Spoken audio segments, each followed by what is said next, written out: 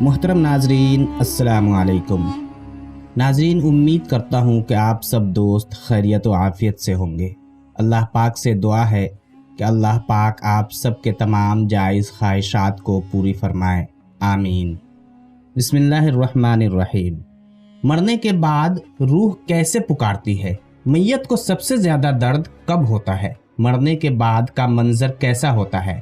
اس بارے میں حضور صلی اللہ علیہ وسلم کا فرمان جاننے کے لیے ویڈیو کو آخر تک ضرور دیکھیے گا۔ حضرت زیاد سے روایت ہے کہ نبی کریم صلی اللہ علیہ وسلم نے فرمایا کہ میت پر سب سے زیادہ سخت حالت اس وقت ہوتی ہے جبکہ غسل دینے والا اس کو نہلانے کے لیے آتا ہے، اس کی انگلی سے انگوٹھی اتارتا ہے، جسم سے لباس اتارتا ہے، سر سے عمامہ جدا کرتا ہے، اس کی روح بے چین ہو کر فریاد کرتی ہے جس کی آواز جن و انس کے سوا سب سنتے ہیں اور کہتی ہے، اے نہلانے والے، تجھ کو خدا کی قسم میرے کپڑے بہت نرمی سے اتارو، کیونکہ ملک الموت کے پنجے کی تکلیف سے مجھے پوری طور پر ابھی آرام نہیں ملا۔ پھر جب اس کو تختے پر لٹا کر اس پر پانی ڈالا جاتا ہے تو روح چلاتی ہے، اے نہلانے والے، خدا کے واسطے میرے جسم کو قوت سے ہاتھ نہ لگا، کیونکہ وہ جان کنی کی سختی سے زخمی اور چور چور ہو رہا ہے۔ پھر جب نہلا کر اس کو کفناتے ہیں اور پاؤں کی طرف سے باندھ دیتے ہیں تو روح کہتی ہے، اے غسل دینے والے،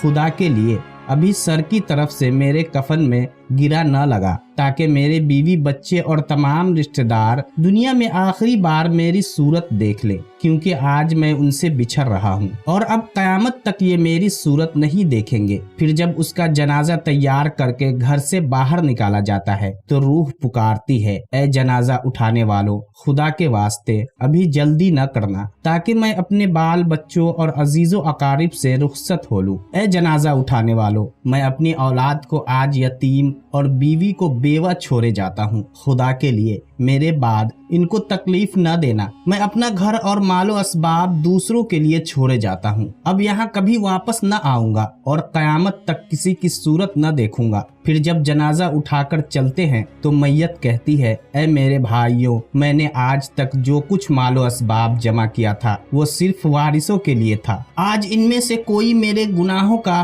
ذرا سا بھی بوجھ نہیں اٹھا سکتا، ہر چیز کا حساب مجھ سے لیا جائے گا اور میرے وارث کھائیں گے اور اڑائیں گے۔ پھر جب نماز جنازہ کے بعد دفن سے پہلے کچھ لوگ اپنے اپنے گھر جانے لگتے ہیں تو میت کہتی ہے، اے میرے بھائیوں، خدا کے واسطے ابھی سے ایسا ظلم نہ کرو، مرنے والا تم سے مانوس تھا اور تم دفن سے پہلے لوٹے جاتے ہو۔ پھر جب اسے قبر میں اتارتے ہیں تو میت کہتی ہے، اے میرے وارثوں اور ترکہ پانے والوں، میں نے جو کچھ مال جمع کیا تھا وہ سب تمہارے لیے چھوڑا، خدا کے لیے تم مجھ کو دعائے خیر سے بھلا نہ دینا۔ بزرگوں کا قول ہے کہ آخرت کے منزلوں میں سے قبر پہلی منزل ہے، اگر اس منزل میں نجات پائی تو اس کے بعد کی منزلیں بہت آسان ہیں، اور اگر یہاں عذاب میں مبتلا ہوا تو آگے چل کر اس سے زیادہ سختی ہوگی۔ حدیث شریف میں ہے کہ مردہ قبر میں ایسا ہے جیسے کوئی شخص پانی میں ڈوب رہا ہو اور مدد کے لیے فریاد کرتا ہو۔ مردہ ہر وقت اپنے ماں باپ، بھائی بہن، اولاد اور دوست وغیرہ اپنے پسماندگان سے دعائے خیر اور فاتحہ کا منتظر رہتا ہے۔ جب اس کو اس کے پسماندگان کی طرف سے کوئی تحفہ ثواب پہنچتا ہے تو وہ اس کے لیے تمام دنیا اور جو کچھ دنیا میں ہے اسے محبوب و مرغوب ہوتا ہے، اور اللہ تعالیٰ اس کے رشتہ داروں کی دعائے خیر کے ثواب کو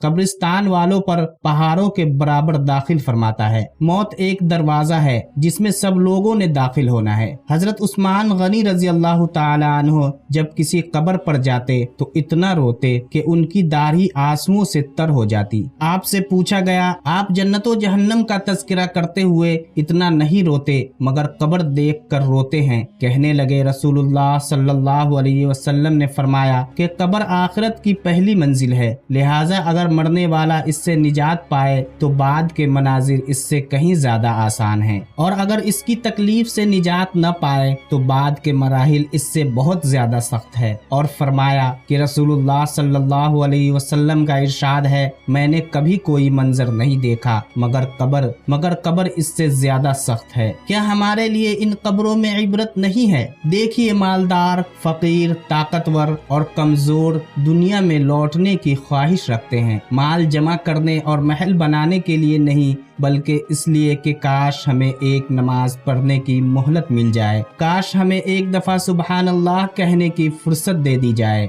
लेकिन अब नामुमकिन है। अब आमाल नामे लपेट दिए गए हैं, रूह जिस्म से निकाल ली गई है, जिंदगी की मोहलत खत्म है। अब हर मैयत अपने अमल की मरहूम होकर कब्र में पड़ी है। एक हाजतमंद हजरत उस्मान गनी रजी अल्लाह ताला अन्हो के दरवाजे पर गुरूब आफ्ताब के बाद आया। अभी उसने दस्तक न दी थी कि हजरत उस्मान गनी रजी अल्लाह ताला अन्हो की आवाज उसके कानों में पड़ी। वो अपनी अहलिया से शिकायत कर रहे थे कि चिराग की बत्ती मोटी है, जो तेल ज्यादा इस्तेमाल करने का सबब बन रही है। हाजतमंद ने जो सुना तो वो सोचता ही रह गया कि वो ऐसे शख्स से हाजत पूरी करने की क्या तवक्को करे जो तेल के मामूल से ज्यादा खर्च करने पर अपनी बीवी को सरजनिश कर रहा है। उसने इरादा किया कि हाजत बयान करके देखूं, शायद मेरी कुछ इमदाद कर ही दे। दस्तक सुनकर हजरत उस्मान गनी रजी अल्लाह अन्हु बाहर आए। हाजतमंद ने अपनी हाजत बयान की और लहजे में ज्यादा जोर देते हुए कहा कि जरूरत कुछ ज्यादा ही है। हजरत उस्मान गनी रजी अल्लाह अन्हु ने उस शख्स का हाथ थामा, बस्ती से बाहर ले गए जहां आपका सामान तिजारत बड़ी तादाद में रखा हुआ था। फरमाया, सब तेरी नजर है, क्या इससे तुम्हारी जरूरत पूरी हो जाएगी? वो शख्स हैरान हक्का बक्का देखता रह गया। चुनांचे उसने अर्ज किया,